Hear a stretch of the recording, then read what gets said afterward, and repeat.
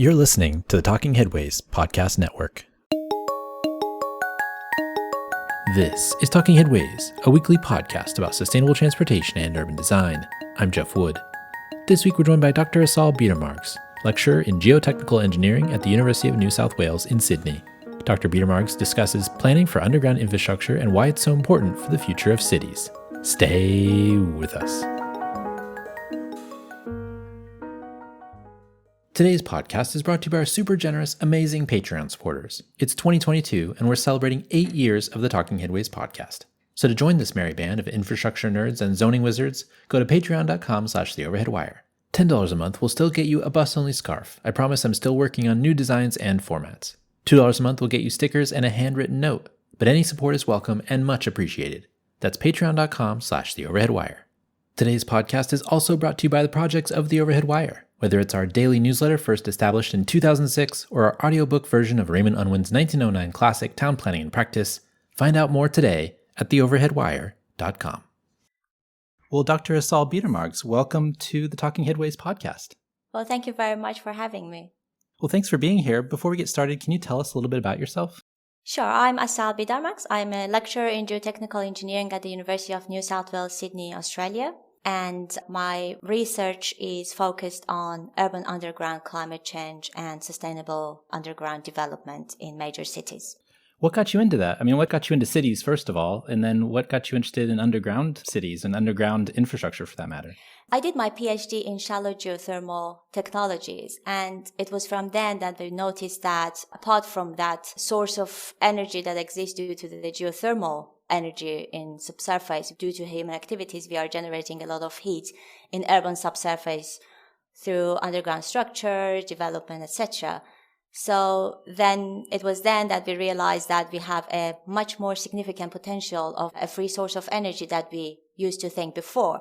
That's why my research is on quantifying the extent of underground climate change in urban areas, and from there estimating the geothermal potential in those cities as a source of free energy to provide heating, cooling, hot water for major cities. So what kind of climate change are we seeing below the surface? I mean, obviously there's a huge discussion about what's going on the surface, and there's a large discussion in the urban community about things like urban heat island effects and those types of things. So what is it below the ground that's changing as well? This is exactly the same thing. It's quite analogous to what we know as the global climate change. When we talk about urban climate change, is when we are disturbing the temperature distribution of urban subsurface as well as the groundwater distribution, which will have several consequences from urban planning to engineering aspects to environmental problems. So we are mostly talking about thermal and its implications on the hydrology, on the structural stability in underground. So the article that I noticed, I wanted to chat with you about because I was super fascinated by the piece put out by the University of New South Wales about your work on underground city plans. Why would a city want to create a plan for their below ground infrastructure? I mean, we have city plans for the surface, but why would they want to go and think about underground? Yeah, that's a very good question. I guess it is getting the new trend in some major populated cities that we have gone enough upward and outward, and then it's now to go underground. And it's all about the fact that the premium land is limited and is already taken. And if you want to live within a city, definitely one way is going down. And these are perhaps years ago, decades ago, there was another reason for that. For example, due to safety when it was wartime or because of the climate conditions in cold climate regions. But these days, if you look at Singapore, for example, thinking of their subterranean city, the main reason for that is that they think they have to accommodate a huge amount of residents, a number of residents in the future to keep up the economy. And that's the small island, and they have to go underground. And this will happen in many other cities. If we look at New York, it's also somehow congested. And in Australia, perhaps we don't have that problem yet because Australia is a huge island. We don't suffer from space limitations yet, but we will get there as cities will not grow as quickly as they used to grow, whereas population in the cities is increasing rapidly, not only in Australia, but around the world.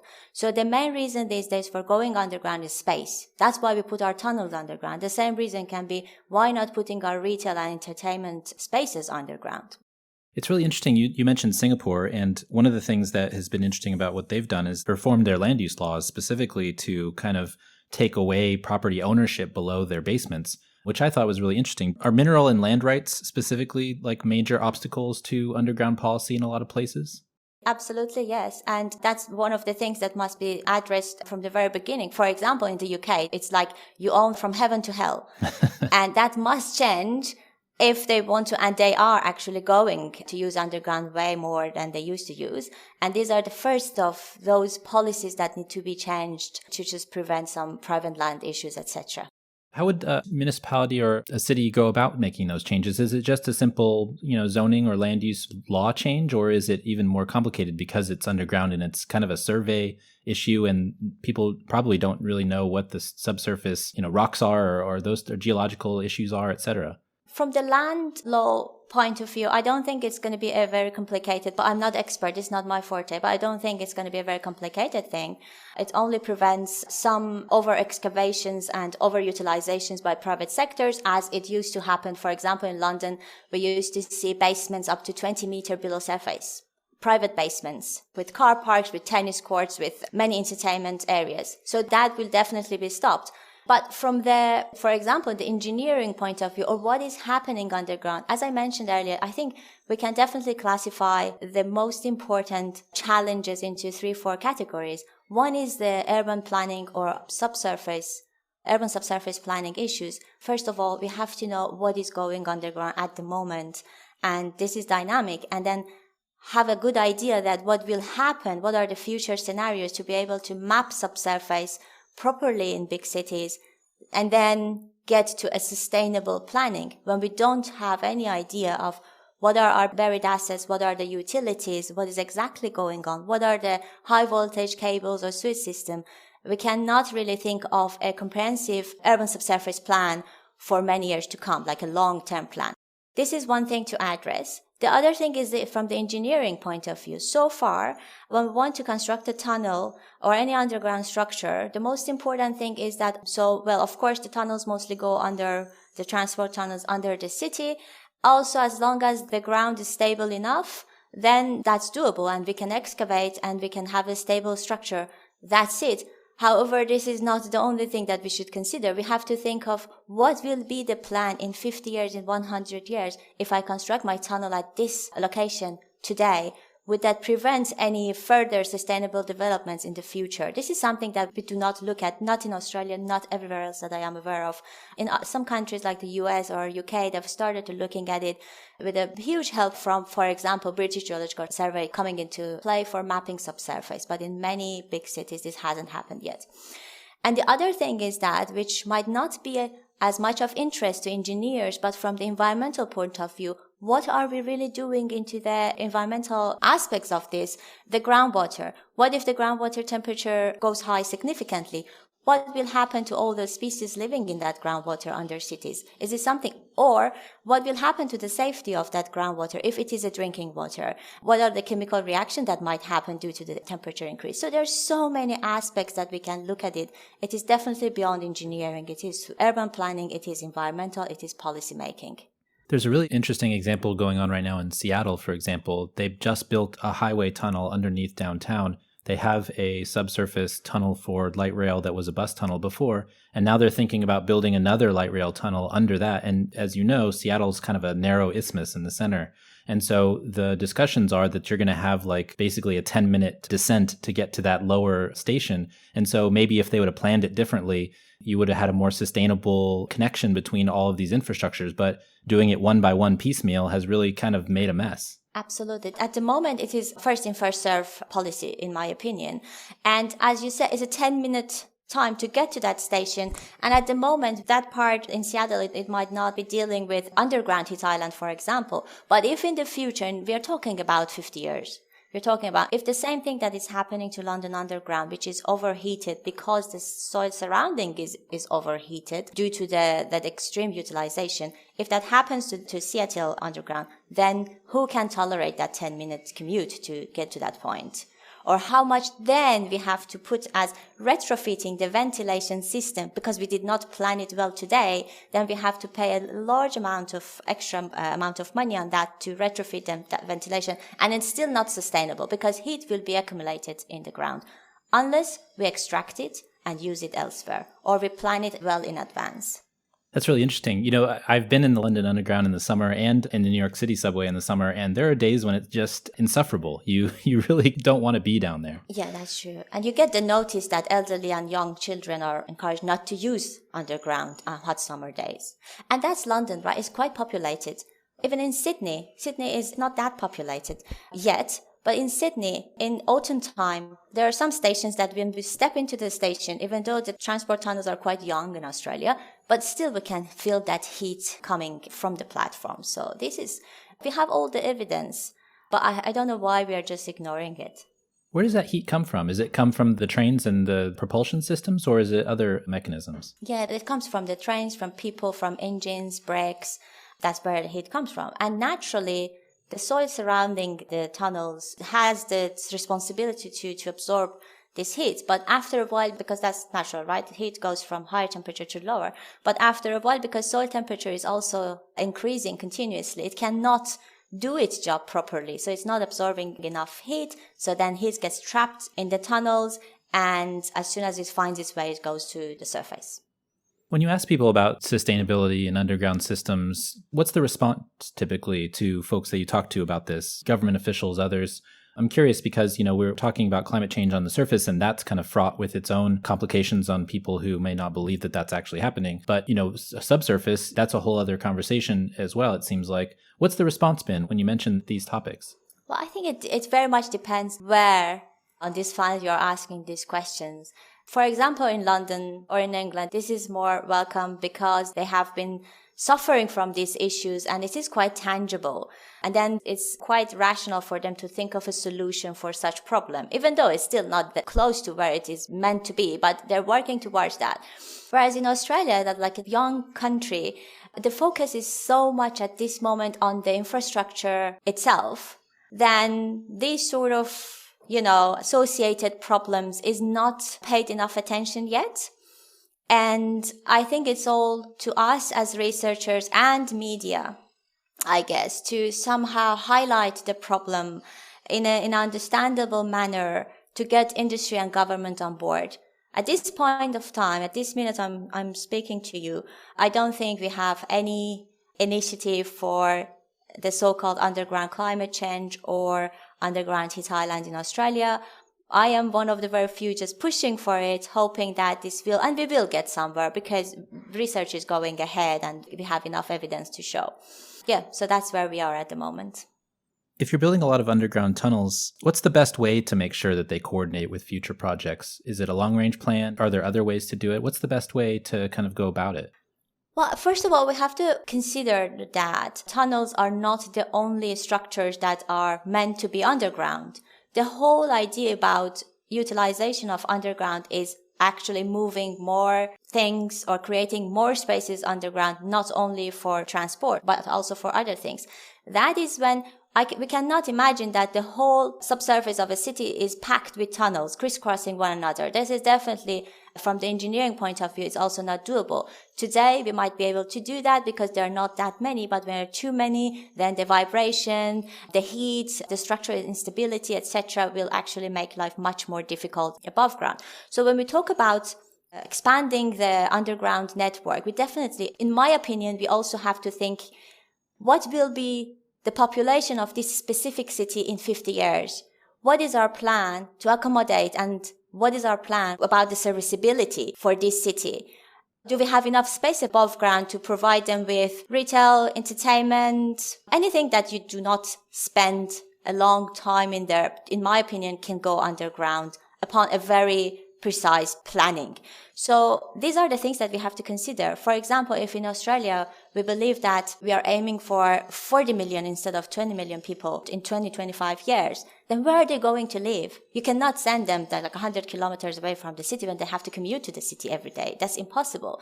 So that is actually sort of planning that is needed. It's not all about transport. It's about many other things. Thinking of like looking at Helsinki as the most successful underground example, they use the urban underground for many purposes, not only transport, they have miles, hundreds of miles of tunnels, but also museum, swimming pool, karting, and many other things. So in my opinion, why not us? Why can't we think of something like that?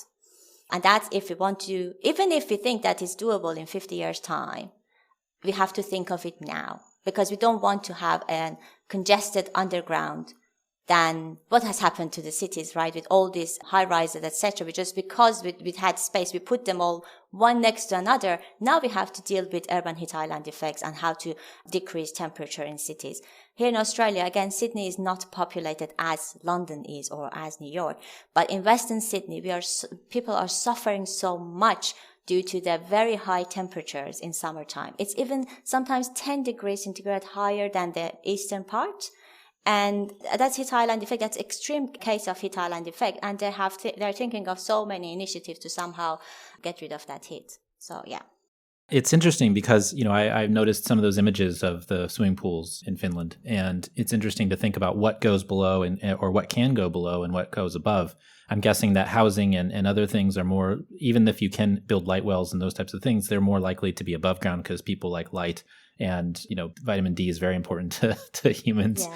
But there are things that can go underground. And so you mentioned a couple of them, but what is the distinction? You mentioned kind of the time that you might spend in a place, but it's not just transportation. It's obviously entertainment and other things, but places where maybe casinos, because they want you to be in a dark room anyway. Yeah. Cinemas, theater. Do you mind spending 2 hours in a cinema, whether it is above or underground? If it is well ventilated, do you mind where that is? I don't mind. Theater. So these are sort of things. I mean, this is my opinion. And I think because if you go to the public and say that, okay, everybody, we are going underground, we are living underground, that's a bit, it's not real. And I don't think there is a general acceptance towards that. But in my opinion, anything that you only spend a couple of hours in there can move underground. The grocery shopping can move underground, for example. Art galleries can move underground. I think it's even more attractive with all those lightings, etc. And you don't have natural light for art galleries and things like that. So there are many, many, many things that can move. And if you think of the space that these sort of things are already occupying above ground in major cities, that will basically make available huge space above ground, all these shopping centers, etc., if they can move underground. And then we can have more green spaces above ground instead to fight with the climate change and heat islands. So above ground, underground climate issues go hand in hand, I believe. Seems like it might be the perfect spot for somebody's big box stores or something along those lines where we already have an environmental issue with them. One of the things that it's interesting reading this piece and thinking about kind of science fiction and those types of ideas of underground cities in the Star Wars universe, which is, I'm a huge fan of Star Wars. The listeners know, and maybe they're tired of me talking about it, but it's interesting. There's a whole planet that's a city, obviously Coruscant. And then there's, different planets that have different kind of city makeups. And one of them is one where, basically the surface of the planet and they have big holes and you descend into the hole and it's called Utapau. And there are cities, around the center of this kind of huge shaft that goes to the center of the planet. And it's just fascinating to think about that as a form that could possibly be followed in the future in one way or another. Well, that's also a good thing because the commute between above and underground is something to consider. That's also part of the big planning. And having a whole city underground might make sense at some point, but not when you have to still stay connected to above ground. So I think the commute, the emergency considerations, etc., is something that is very important. And we have to, as you said, we have to think of it now instead of just using this urban subsurface in an unplanned manner and then think of, okay, what happens in case of emergency or earthquake or, these are all the things that's what I'm saying. It's not on an engineering. There are so many different disciplines should come together to work towards that, to come with a master plan for underground. That's a really important point. I mean, life safety systems, and we talk about this when we talk about transportation, but, when you think about, putting movie theaters and other things underground, you have to have emergency exits for fires and those types of things. So life safety issues are almost even bigger when you're going underground because you have to have exits to get to somewhere else. Yeah, absolutely. And that's not going to be easy to address and consider. That's a whole other thing to consider. Yeah. You mentioned earlier the kind of the land regulations in places like England where people are designing these iceberg houses. Do you have any thoughts on the public versus the private of this all? People using it for their own, skirting of the existing rules above ground versus the public's domain? Yeah, these are private. And these are mostly in very posh boroughs in London, for example, Kensington and Chelsea. Because I was working on this project, so I had to understand exactly how many of these massive underground spaces, private ones, exist. At that time, they were around 100-ish in that borough, which would go definitely beyond 18 meter below surface, and they were all private. And the rule at that time was that everyone can actually go underground by the 50% of their land area, they can go underground, if that makes sense. Mm-hmm. But then that was stopped because the public perception was not quite acceptable towards that because it was something for very rich people. But that stopped, but there are already plenty in some boroughs. But they were all private, yes. Why do you think people are frustrated by something they can't see? Was it just because people were taking the land away from future public use, or was it feeling like they were skirting the rules because they were going down instead of going up? Yeah, no, I wish people would actually have the idea of that they're taking the land for future away. No, that was not, because that actually disturbed, one of the problems with the flooding hazards, because it disturbs the groundwater flow to a very deep depth, and then it will increase flooding hazards for the neighborhood. At the same time, the excavations, the vibrations, the disturbance to the neighborhood it was huge. So these are the reasons that it was not accepted. And that groundwater, the water table kind of discussion is interesting too. I mean, in a place like Houston, the water table is very, very high. And it's unlikely that you have an underground kind of mall in downtown Houston, but it's unlikely that you'd have more just because of the risks of hurricanes and those types of things. But in a place like Helsinki, you have a very rocky underground. And so what are the geologic systems or structure that has to be available for an underground system to be considered? Yeah, so that's something that's very important from the engineering point of view. But if you look at the current state of underground structures, we have managed to build tunnels in every geological formation, basically.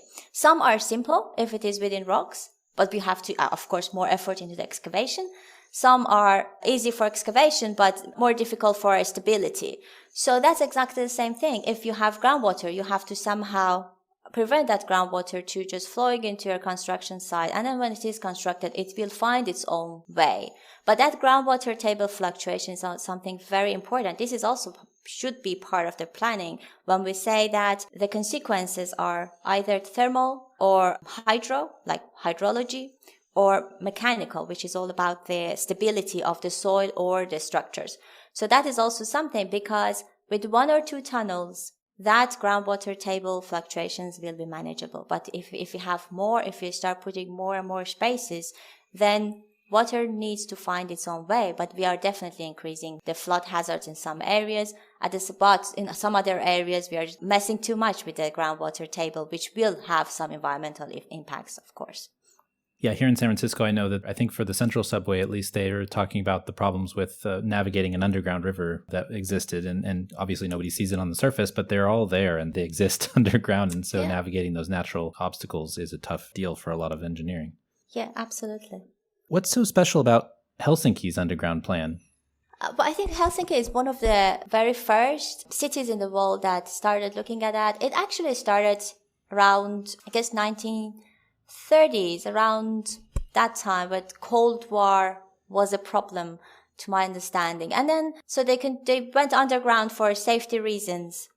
But because they're sitting on a very stable formation, they continued doing that. And then it was 1980s that they started to massively utilize underground. And that's actually because, I guess, the reason that they decided to do so, it's not what people think, okay, they were running away from cold. I think because they observed the points and the value of that, maintaining the vegetation built ratio above ground, and then easily move underground and enjoy it. And it is a tourist attraction and has made life easier for people. So that's why Helsinki is one of the most successful cities with underground plans. And they were the first one with a plan. And you mentioned Singapore as well. What are some of the other cities that have started making plans for their underground systems? I know Hong Kong is also going towards that. That makes sense. But they're suffering from the space limitations. London is looking into it, but they are going through a more planned procedure to first mapping underground, understanding what's going on. So, because I worked at Cambridge University for a while on the same project. So it was then that we started to look at, okay, what is the current temperature distribution underneath London? And some other organizations like British Geological Survey are trying to map from the geological and from the utilities and buried assets point of view, what is going on. When we merge these together, then we can definitely have a better idea of where can we build, where we cannot.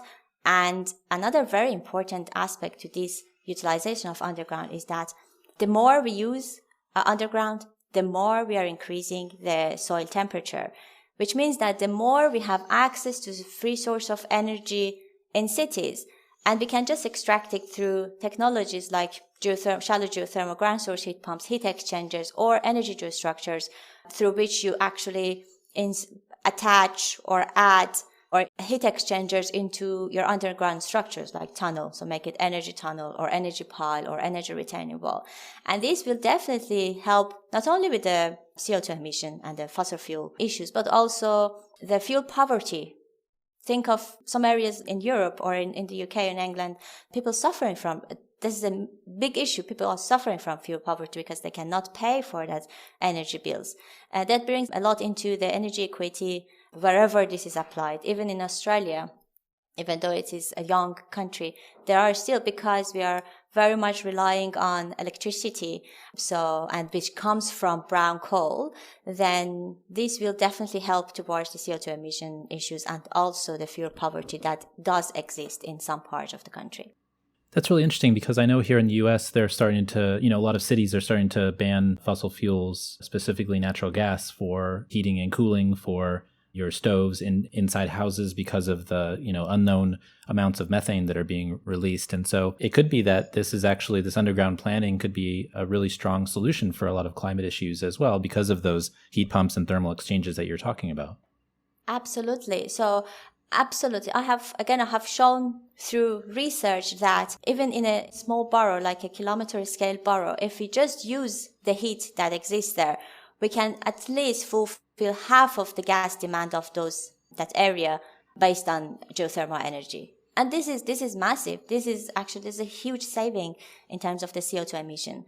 Yes, and for example, UC Berkeley was also involved in this urban climate change project, and they are working heavily towards utilization of underground, understanding, because we're also working together, understanding what's going on the ground in urban areas and how to use that energy, how to bring the thermal balance to the ground. What's most exciting about your work? What makes you get up in the morning and was like, man, this is really cool. I really enjoy doing this. And it's fun to kind of learn new things about underground systems and anything else. I'm curious what gets you excited about this. But I think it's the impact, because I can see that it can make a difference. It's not something fully theoretical that it takes years to get into practice. I can see the impact. If I have a solution. It's not only me. We are working as a group. We have a solution and we know that the problem exists. As soon as the problem owners actually acknowledge their problem, then we can offer our solution to that. And that will significantly contribute to the climate change and energy issues around all over the world. What do you wish people would ask you about the work that maybe they don't talk about a lot? I mean, what are some of the things that, obviously people are going to ask you about underground transportation systems and underground systems generally, and maybe throw out silly questions about fictional universes. But what are some of the things that you wish people would talk more about? What I wish that people would ask me or talk more about is, instead of just asking what would be the outcome and how would that change the life of the future generation, for example. What happens if we do not? Instead of, this is uncertain, we don't know, and we don't know what's going underground, and it's unknown, and we are working towards getting a better understanding. But at the end of the day, there's really no way that we can know what is exactly happening underground, right? There is always a bit of ambiguity towards that. But what I wish people would consider or know or ask me is that if we continue doing what we are doing, what would be the outcome for the future generation? And if we don't, if we change the policies and change our habits now, then what would be the implications and how would that benefit the community? Have you done any kind of benchmarking or measurements of how much, emissions reduction you could have by making some of these changes? Yeah, so it very much depends on how much energy demand an area has got. But based on one of my case studies, this can actually, if we fulfill 50%, for example, of the gas demand of a borough, this can at least save 30% on the CO2 emission. It's quite significant. Yeah, definitely. And then if the demand is higher elsewhere, definitely the savings is going to be higher in terms of the CO2 emission.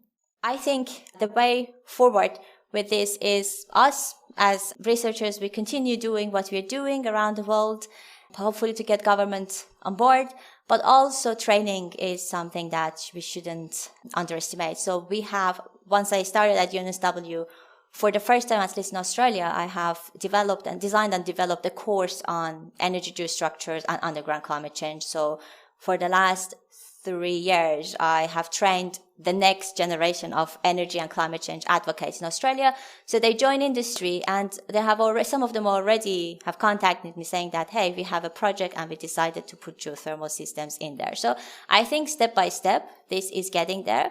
This is definitely more advanced in Europe. For example, Switzerland, they already have courses. Italy, they do that. But in Australia, this is the first time this is happening. I'm very delighted for that.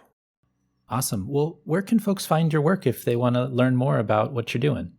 I'm a researcher, so most of my work is published in technical papers. So the easiest way is just, going through our papers. But I understand that might be a bit boring for non-academic people. So I think, this sort of media or some of the articles for general public that I've got is the best, in addition to my technical articles on that. Well, I'll put a link up to your page at the University of New South Wales. That would be wonderful. Thank you. So that folks can find links to the papers because they're all there. Well, Asal, thanks so much for joining us. We really appreciate your time. Thank you very much for having me. It was great.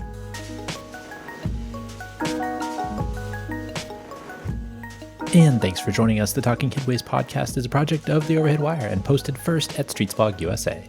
Thanks to our wonderful Patreon supporters for sponsoring this show and Mondays at The Overhead Wire. You can support the show by going to patreon.com/TheOverheadWire. You can sign up for our 15-year-old newsletter at TheOverheadWire.com.